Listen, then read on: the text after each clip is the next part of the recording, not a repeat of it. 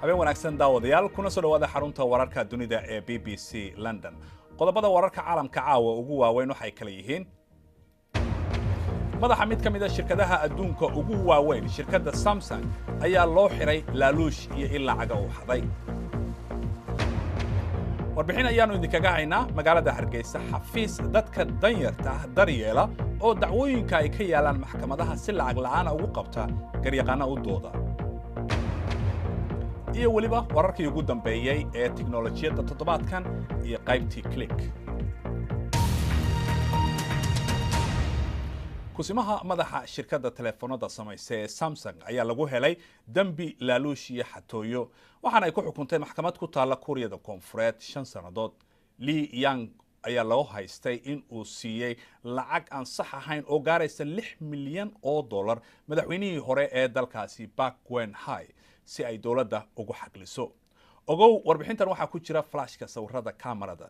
Yasmiin Axmed ayaa ka waramaysa. Lee Jae-yong wuxuu ka mid yahay ganacsatada adduunyada ugu awooda badan. Hadda wuxuu sugayaa xukunka xabsiga. waana markii ugu horeysay maxkamadda xabsi ku xukumaysa madax sare. waxaa lagu eedeeyay inuu laaluush siiyo xukuumadii hore ee dalka. abukaatihiisa waxay sheegayaan inay maxkamad ka sareysa midaan ay aadi doonaan. ka qareen ahaan ma aqbali karo wixii xukunkan ka soo baxay. degdeg ayaan racfaan u qaadan doonaa waana ku kalsoonahay in laga noqonayo xukunkan. kiiskan wuxuu ka mid yahay fadeexada musuqmaasuqa oo sanadkii hore la soo bandhigay. sanadkii hore 10,000 oo qof ayaa jidadka ku banaanbaxayeen. arrintaasi waxay sababtay in madaxweynihii hore kursiga laga tuuro. waxaana lagu eedeeyay inay laaluush ka qaadatay saaxiibaheeda oo ka shaqeeyaan shirkadaha waaweyn ee Kuuriyada Koonfureed. koox ka soo horjeeda musuqmaasuqa ayaa mar labaad ku banaanbaxay maxkamadda horteeda.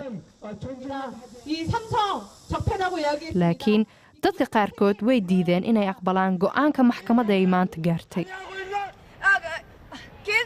dadka taageeraya Park Geun-hye waxay aaminsan yihiin inay maxkamadda si khaldan dambi ku muujinayso madaxweynihii hore. shirkadaha waaweyn sida oo kale Samsung dhaqaalaha Kuuriyada Koonfureed ayay kor u qaadaan. sidaas darteed mar walba markii lagu helo dambi musuqmaasuq ah si fudud ayay maxkamaddu u sii daysaa. balse dawladda cusub waxay ballan qaaday inay wax ka qaban doonto shirkadaha oo musuqmaasuq ku shaqaysta. magaalada Hargeysa waxaa ka jira xafiis dadka danyarta ah ee kiisasku ay ka yaalaan maxkamadaha si lacag la'aan ah ugu qabta qareeno u dooda. xafiiskan oo la yiraahdo Legal Aid Clinic waxa uu ka tirsan yahay qaybta sharciga ee jaamacadda Hargeysa. waxa kaloo jira xafiisyo adeegan bixiya. warbixin ku saabsan haddaba warbixintaasi waxaa noo soo diray wariyaha BBC-da Sadiiq Maxamed Burmad.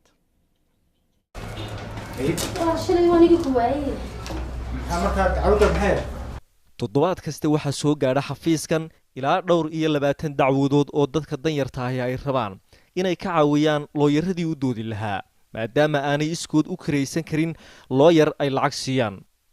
kiisaska ay wax ka qabtaan xafiiskani waxaa ka mid a dacwadaha ciqaabta ah, kuwa madaniga ah, gashiga dadka kala gala, muranada dhulka, dhaxalka iyo dacwadaha qoyska.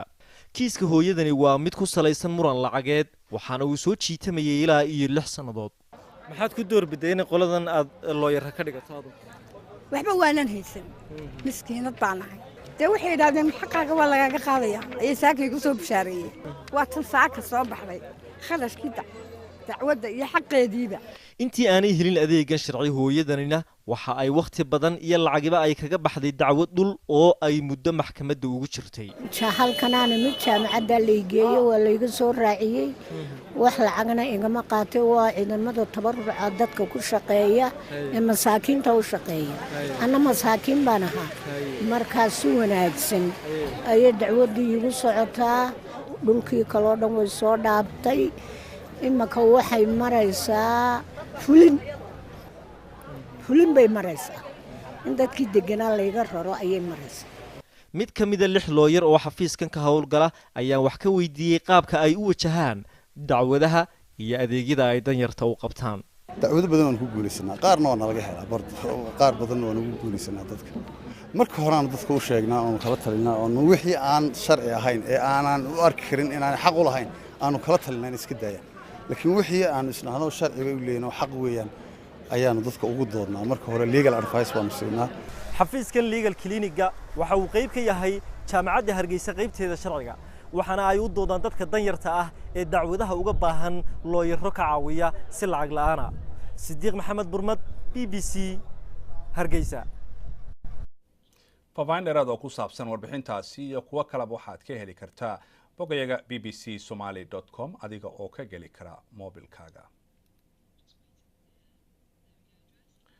bal markana aynu eegno qodobo kale oo ku jira wararka dunida ee maanta booliska waqooyiga India ayaa sheegay in ugu yaraan 28 qof lagu dilay rabshado ka dhacay markii nin sheegtay inuu barakaysan yahay lagu helay dambi kufsi ah Gurmeet Ram Rahim Singh oo sheegtay inuu leeyahay malaayiin taageerayaal ah ayaa lagu helay dambi ah inuu kufsaday 2 dumar ah 15 sano ka hor kumanaan taageerayaashiisa ayaa isbuurtay markii ay maqleen in la xukumay waxaana ay dab qabadsiiyeen baabuur dhismooyin iyo goobo tareenada laga raaco ciidamada ammaanka ayaa la sheegay in rasaas ay u isticmaaleen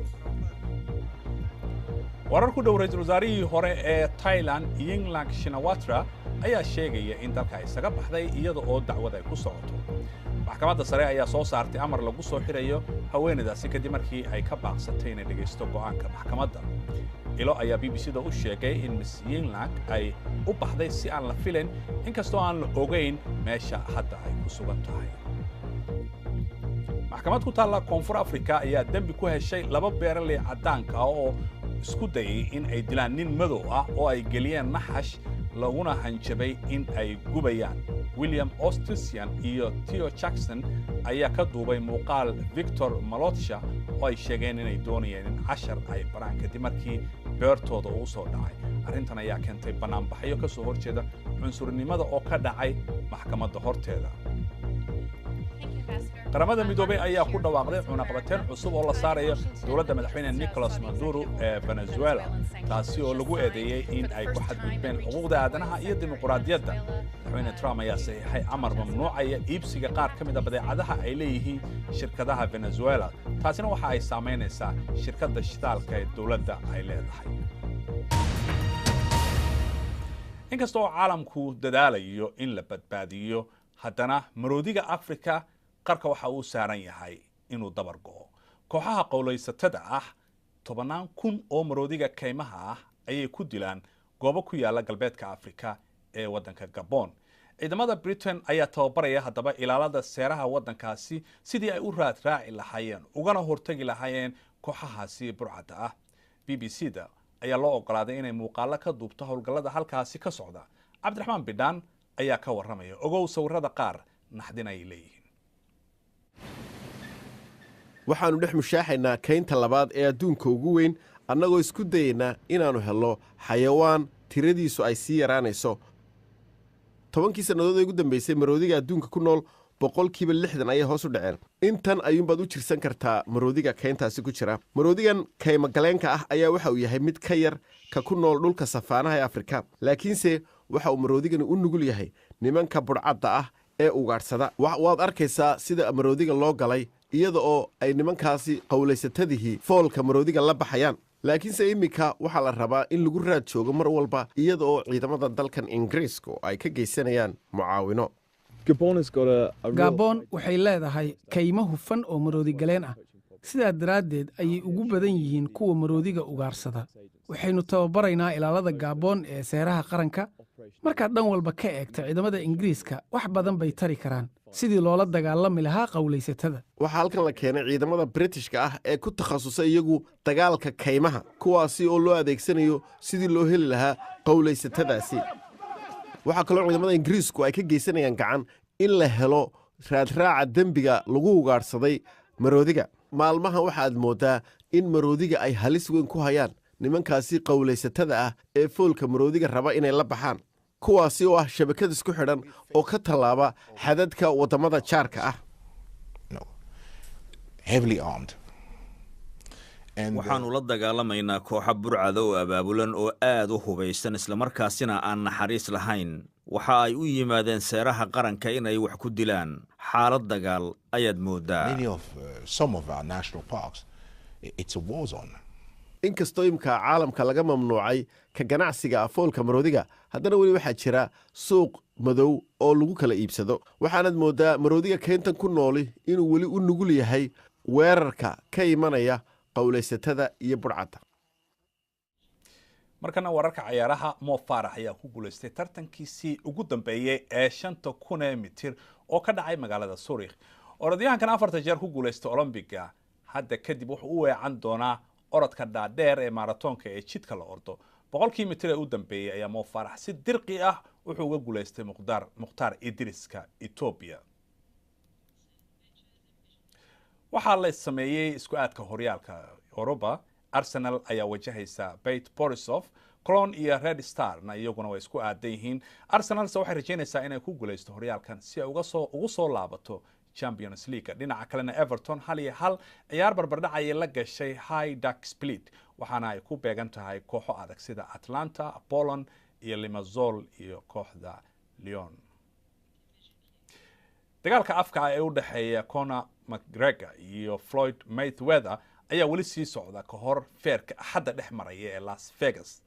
McGregor ayaa sheegay inuu wareega koowaad ama labaadba uu ku guuleysan doono, laakiin ciyaaryahanka Britishka ee horey horyaalka u haysta Ricky Hatton ayaa sheegay inaanay u muuqanba qaab McGregor uu ku tumi karo Mayweather oo aan laga guuleysan 49 feer. kusoo dhawaada markana barnaamijka tiknoolajiyadda ee Click ee toddobaadkan. waa kan Cusmaan Cabdi Xasan oo soo jeediya.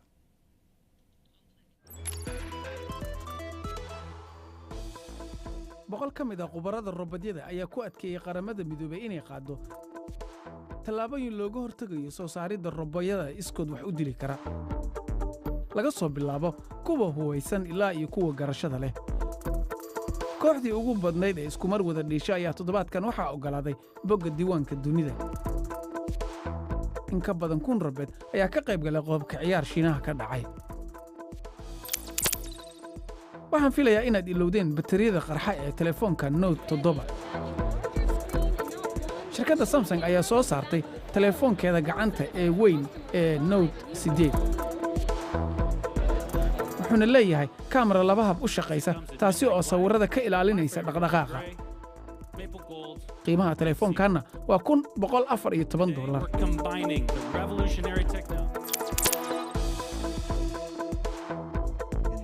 telefishinka HBO ayaa dhibaato kale oo kuwa kombiyuutarada jabsada la kulmay, iyagoo ugu hanjabay inay bannaanka soo dhigayaan filimka taxanaha ee la yidhaahdo Game of Thrones qaybtiisa 7 haddii aan madax furasho la siin oo malaayiin dollar ah. horey ayay u soo bandhigeen qaybo hore oo filimkan ah iyo ciwaanka iyo faahfaahinta shaqaalaha telefishinka HBO.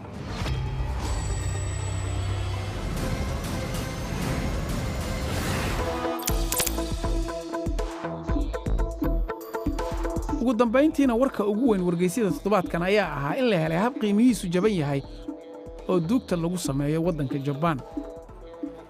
robot baadari ah ayaa lagu soo bandhigay bandhigga duugta, kaasi oo howlaha diinta fulinaya kuna samaynaya qiimo ka jaban kan ay ku sameeyaan baadariyaasha dadka ah.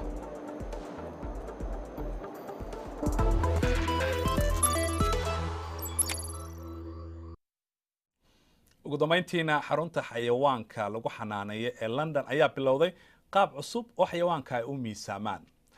hawl fudud ma ahan, waxaana shaqaaluhu isticmaalayaan xirfado ay khiyaano ku jirto marka ay miisaamayaan, sida inay hilib iyo xoogaa yaroo cunno ah ay u tuuraan si meesha uu soo fuulo. xogtaasi miisaanka waxay la wadaagi doonaan goobaha kale ee caalamka ee lagu xanaaneeyo xayawaanka.